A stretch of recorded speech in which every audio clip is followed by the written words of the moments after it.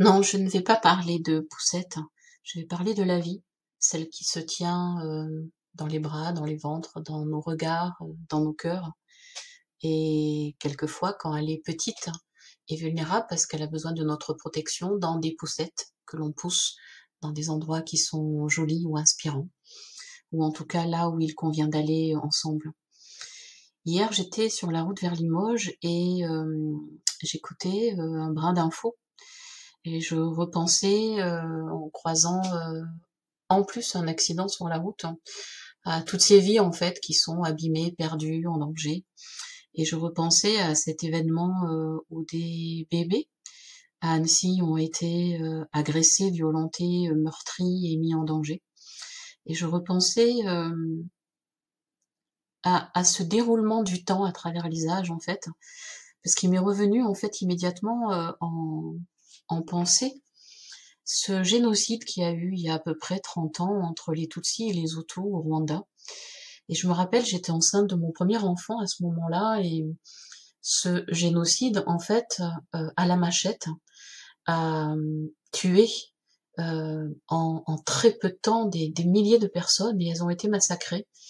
Et les personnes qui étaient le plus visées, alors en tout cas qui n'étaient mais absolument pas épargnées, c'était un crime de guerre qui était fait de cette façon-là, c'était d'aller tuer les femmes en c'est même presque difficile à dire, hein. Pour moi, c'est en les tuant par le ventre, hein, à la machette, en tuant l'enfant qu'elle porte et en tuant la femme avec. Et ce drame-là, c'est même un mot trop faible, hein, m'avait fait tellement violence que j'ai décidé à ce moment-là de couper la télé et de l'enlever de ma vie, de vraiment ne plus jamais regarder la télé. Alors bien sûr, c'est facile de se dire qu'on protège ses enfants de cette façon-là. À ce moment-là, je me protégeais moi de cette violence, hein, et j'avais pas envie que l'enfant que je porte soit imbibé de cette violence-là. Ça n'annule pas la violence, mais ça la tient en tout cas à l'écart en termes d'énergie, de vibration. Et c'était beaucoup mieux de faire comme ça. Et en écoutant les infos, j'ai eu une espèce de fulgurance dans le temps.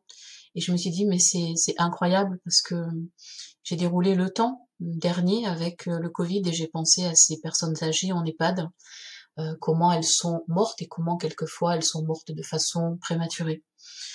Je pensais à ce qui a été fait sur les au revoir et les adieux par rapport à ces personnes de famille âgées et ce qu'il en était du coup de leurs proches, comment ils pouvaient être présents à ces moments importants ou pas.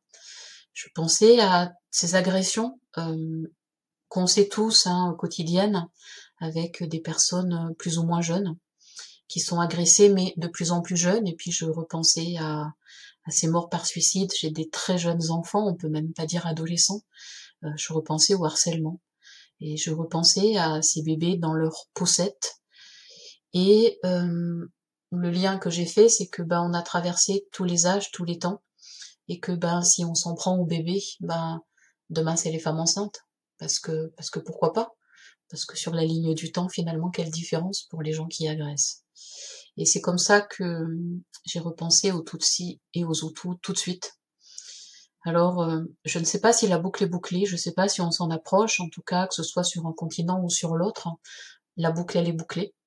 Et il semblerait que ici, il y a des choses qui soient de plus en plus désacralisées, c'est-à-dire que le caractère même de la vie qui est sacré est touché dans son essence, et que l'interdit du meurtre est non seulement levé, mais qu'il est levé dans la part la plus sacrée qui concerne l'essence même de la vie. Parce que si je me permets de comparer un enfant, un bébé, à une graine d'arbre, c'est porter atteinte aux semences, et c'est-à-dire rendre stérile une humanité complète en fait, que ce soit stérile dans ses valeurs ou stérile dans son essence de reproduction. Et je repensais à cette façon assez curieusement en fait de banaliser étape après étape sur les différents âges de la vie, la façon dont on porte atteinte au sens du sacré de la vie, parce que pour moi elle n'a pas d'âge, mais c'est vrai que comme une graine, la concentration d'énergie de la vie, elle y est plus concentrée. Donc je pense que c'est pour ça qu'on donne autant d'importance et de valeur à l'essence du bébé et de la femme enceinte. Et je repensais aussi à cet état de sidération ou d'indignation, mais qui n'est pas forcément suivi ni de prise de conscience d'une part, ni d'action de sens d'autre part pour transformer l'impuissance ou cette stupeur ou ce choc en choix qui sont des choix qui portent le vivant.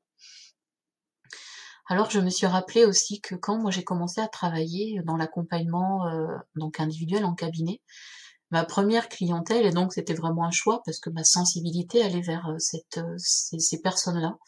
J'étais tournée vers en fait les femmes enceintes, vers les couples, donc vers les parents, vers les fratries. Et du coup, je faisais un accompagnement qui était très très holistique parce qu'on faisait un travail à la fois initiatique, à la fois affectif, à la fois physique, à la fois relationnel, pour accompagner au fil des mois et des processus en cours et en jeu dans la grossesse, dans ce temps d'être enceinte et de porter un enfant. Voilà tout ce qui pouvait être rencontré, soulevé, guéri, libéré, et qui demandait à être oui, travaillé quelquefois pour certains. Et soit de façon, je dirais, plus thérapeutique, soit de façon simplement en termes d'accompagnement, parce que effectivement, ce n'est pas rien que de porter un enfant. Donc c'est vrai que pour autant, il y était surtout question de cette rencontre de cœur avec les enfants à naître, et aussi et surtout de ce contact d'âme à âme, donc par-delà les mots, le temps, la forme. Et aujourd'hui encore, c'est quelque chose que moi je ne saurais pas expliquer, alors même si j'ai été formée pour ça. Je ne sais pas comment encore expliquer. Alors oui, je pourrais aller évidemment sur des choses, mais vraiment pour l'expliquer vraiment honnêtement, je ne sais pas. Et j'ai envie de parler de cette rencontre, ce contact d'âme à âme, qui permet et qui permettait surtout à ce moment-là de rencontrer des âmes avant même des fois leur incarnation, c'est-à-dire d'être conçu et de rencontrer un couple parental. Et la plupart du temps, moi c'était quand même plutôt quand les personnes étaient déjà enceintes, et de pouvoir faire ce travail du désir de l'enfant, du besoin de l'enfant, de l'amour qu'il peut témoigner déjà à sa maman et à son papa, et de toute cette énergie de vie et vraiment de cœur et de conscience et d'infinie lumière que l'enfant, dans l'environnement où il est porté, habité, vécu, protégé, véhiculé. Et en fait, donc d'aller vraiment rencontrer la vie avant la vie dans la vie, et cette voie d'incarnation qui se fait bien sûr par le cœur, et l'amour pas seulement que les parents ont pour leur enfant, mais que l'enfant a déjà pour les parents et pour la vie. Parce qu'un enfant qui ne désire pas venir au monde, il ne vient pas au monde. Et je repensais voilà tous ces petits êtres qui s'incarnent, qui font une expérience très particulière, on va dire de 9 mois dans le ventre d'une mère pour venir au monde, et qui viennent au monde par la porte de la naissance. Alors c'est vrai que ce drame, voilà, je sais pas comment l'appeler, d'Annecy, ouvre évidemment plusieurs débats. Moi, celui que j'ai envie d'ouvrir, c'est juste sur le caractère sacré de la vie, parce que c'est dans mon essence que d'être portée par prendre soin du sacré, prendre soin du vivant.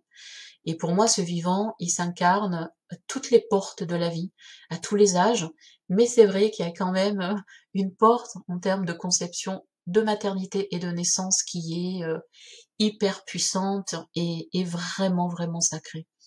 Donc bien sûr que pour moi, les enfants sont sacrés. Pour moi, y toucher, c'est porter atteinte directement, frontalement, et je dirais même vulgairement, à notre humanité. Pour moi, c'est profaner la vie. On a beaucoup parlé dans des attentats, et ça m'a fait penser à un 14 juillet à Nice. On a beaucoup parlé de profanation, mais pour moi aujourd'hui, il s'agit en fait de profaner mais juste la vie. Et cette profanation, moi je ne souhaite pas qu'elle nous amène à une caricature de la vie, à un faux semblant de la vie, ou à des indignations qui sont juste de principe, ou comme une respiration qui vont et qui viennent, et puis peut-être un autre drame, et puis encore une indignation. C'est vrai que par-delà toute idée de religion, pour moi, il y a par-dessus tout le sacré. Et je dirais aussi de nécessaires hasards qui sont eux-mêmes sacrés. Alors j'ai envie aujourd'hui de dire merci aux cathédrales, aux vitraux dans les cathédrales, à la lumière qui peut inspirer ou transcender chacun, à ce que chacun, quelle que soit sa religion, peut y trouver, à ces lieux qui demandent aussi de conserver leur sacralité, parce qu'ils portent l'essence du vivant, et en tout cas une inspiration qui nous rend notre humanité, ou qui la préserve. Et j'ai envie de dire oui, merci aux cathédrales d'avoir mis sur la route, avec un grand R, un visiteur du beau et du sacré et du vivant. Un visiteur qui, sur sa route, en a croisé une autre et qui a arrêté le sacrilège de ceux qui portent atteinte à la vie et qui altèrent ses promesses d'avenir en, en portant des actes qui sont d'ultime profanation. Alors c'est vrai qu'on se construit pas à pas, on grandit pas à pas. Alors puissions-nous peut-être trouver la grâce d'être encore de ceux qui marchent vers le beau, pour la vie, avec du sens. Et j'ai envie de dire, Henri sois-tu, et soyons-nous à ton image.